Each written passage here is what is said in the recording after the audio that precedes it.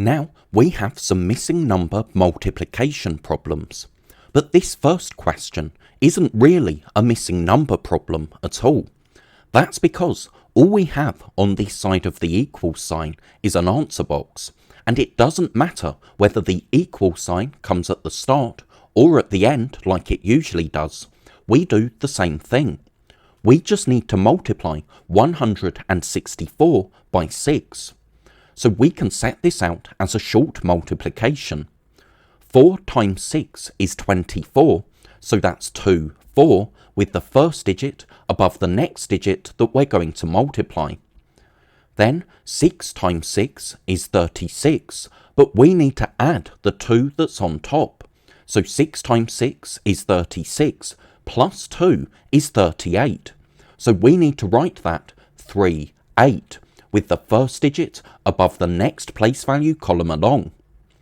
So now 1 times 6 is 6, plus 3 is 9. So our answer is 984. Now we have 3 times something equals 522. So here we have a missing number multiplication. And whenever we have a number missing in a multiplication question, we can always use division to find our missing number.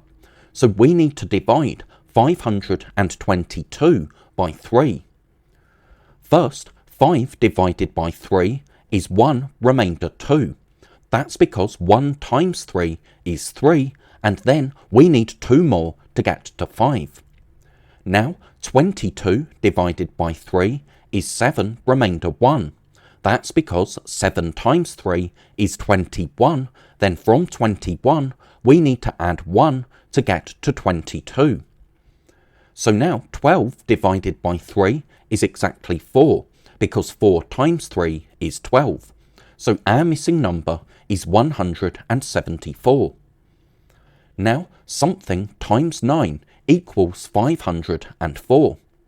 Again, if we have a missing number in a multiplication, we always use division to find our missing number. So we just need to divide 504 by 9. Now if we look at the first digit, 5 is less than 9. So what we can do is take the first 2 digits together and divide 50 by 9.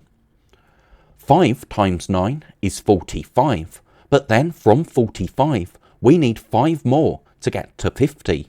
5 times 9 is 45, plus 5 is 50. So now we have 54 divided by 9. That's exactly 6, because 6 times 9 is 54. So our missing number is 56.